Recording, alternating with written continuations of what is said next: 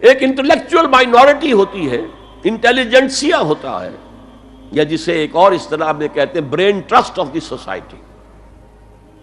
They control direction and destination of the society.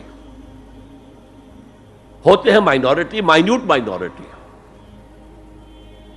لیکن ان کا اور پوری قوم کا جو باہمی رشتہ ہے وہ کیا ہے؟ جیسے یہ دماغ اور پورا جسم. میری ٹانگیں مجھے لے کر چل سکتی ہیں، دوڑ سکتی ہیں، اگرچہ اب میں دوڑ نہیں سکتا گھٹنوں کے آپریشن کے بعد، لیکن بہرحال دوڑا بھی کرتا تھا. لیکن کدھر جانا ہے اس کا فیصلہ یہاں ہوتا ہے. یہ صلاحیت ٹانگوں میں نہیں ہے. ہاں یہاں سے فیصلہ ہو دوڑو، دوڑیں گے. ہاتھ پکڑ سکتا ہے کسی چیز کو، کس کو پکڑے کس کو نہ پکڑے. ہو سکتا ہے کہ آپ نے ہاتھ بڑھا بھی دیا ہو، کسی کو لکڑی سوکھی سمجھ کر آپ جو ہے جنگل کے اندر سے ایندھن جمع کر رہے ہیں، اچانک آنکھ نے دیکھا وہ تو حرکت کر رہی ہے، فوراً اطلاع گئی، ارے یہ تو سانپ معلوم ہوتا ہے، یہاں سے حکم آیا ہاتھ کھینچ لو، فوراً کھینچ لیے. تو کنٹرول تو یہ کر رہا ہے نا.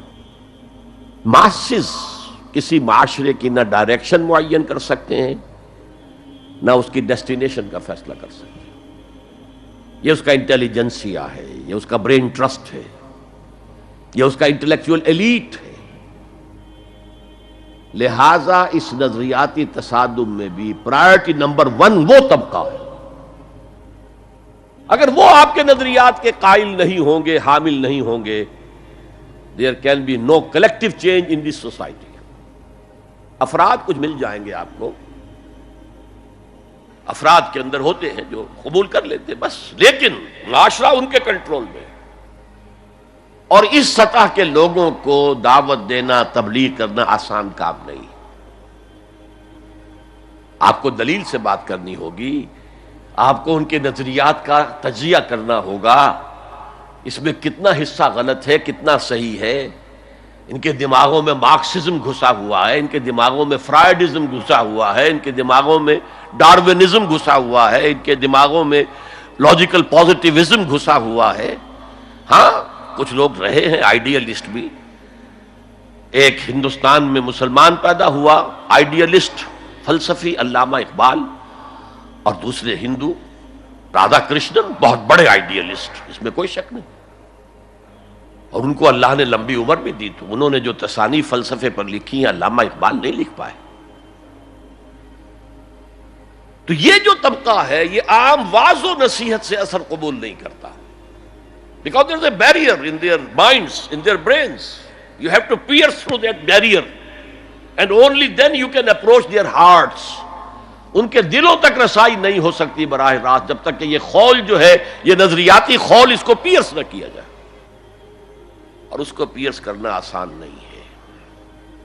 کچھ ذہین نوجوان، فطین نوجوان، اعلیٰ صلاحیتوں والے نوجوان اپنی پوری زندگی اسی کام کے لیے وقف کریں کہ ایک طرف ان جدید علوم و نظریات کو گہرائی میں اتر کر پڑھنا ہے اور سمجھنا ہے.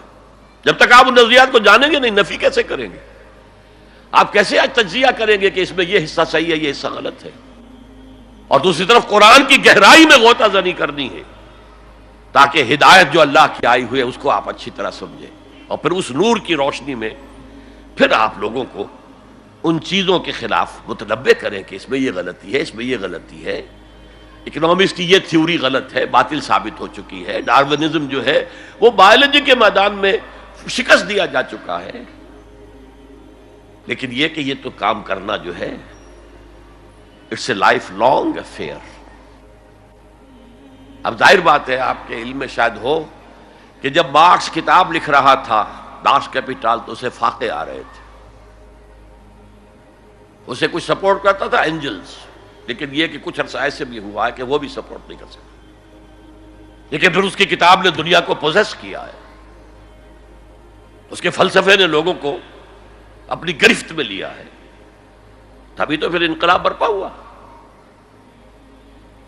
اسی طریقے سے جب تک کہ کچھ نوجوان اسے اپنا پوری زندگی کا کیریئر نہیں بنائیں گے، اس کا کوئی امکان نہیں ہے کہ اس طبقے میں آپ کوئی ڈینٹ بھی ڈال سکے. اور اگر یہ نہیں ہوگا the society as a whole, the state as a whole will never accept any change. اس سے نیچے آئیے عوام الناس، ان کے دماغ کلین سلیٹ کی طرح ہے، اس میں نہ کوئی خناس ڈارونزم کا بھرا ہوا ہے، نہ فرائیڈزم کا ہے، نہ مارکسزم کا ہے، کچھ بھی نہیں، کلین سلیٹ ہے۔ اس کو واعظ و نصیحت کے ذریعے سے ایسی بات جو از دل خیزت بر دل ریزت، دل سے اٹھے دل پہ اتر جائے، سادہ ترین زبان میں بھی بات کروں وہ قبول کریں گے، بس صرف اس کی ایک شرط ہے، آپ کا عمل بھی گواہی دے رہا ہو کہ آپ واقعی جو کہہ رہے ہیں اس پر خود بھی عمل پیرا ہے۔ یہ اگر پہلی منزل آپ سر کر آئے ہیں تب تو ٹھیک ہے، اگر پہلی منزل آپ نے سر نہیں کی اور آپ شروع ہو گئے مبلغ کی حیثیت سے، تو ایسا مبلغ جو ہے وہ اسلام کو بدنام کرے گا۔ وَمَنْ أَحْسَنُ قَوْلًا مِّمَّنْ دَعَا إِلَى اللَّهِ وَعَمِلَ صَالِحًا وَقَالَ إِنَّهُ مِنَ الْمُسْلِمِينَ، اس شخص سے بہتر بات اور کس کی ہوگی جو اللہ کی طرف بلائے اور عمل نیک کرے اور کہے کہ میں بھی مسلمانوں میں سے ہوں، میں بھی کوئی بڑا اونچا آدمی نہیں ہوں، کوئی بہت اعلیٰ تم سے برتر نہیں ہوں، کہ خاص لیول پر جب انسان دینی اعتبار سے پہنچ جاتا ہے تو اب سب سے بڑا فتنہ جو لاحق اس سے ہو سکتا ہے وہ تکبر کا ہے، دوسروں کو بنظر استحقار دیکھنا۔ اگر یہ نہیں ہے سنسیریٹی کے ساتھ اپنے مخاطب کی خیر خواہی اس کے ساتھ آپ بات کر رہے ہیں، تو یہ ہے موعظہ حسنہ۔ یہ میں جو کچھ بیان کر رہا ہوں یہ سورہ نحل کی آیت، ادعو الی سبیل ربک بالحکمہ، یہ ٹاپ لیول کے اوپر حکمت سے، دانشمندی سے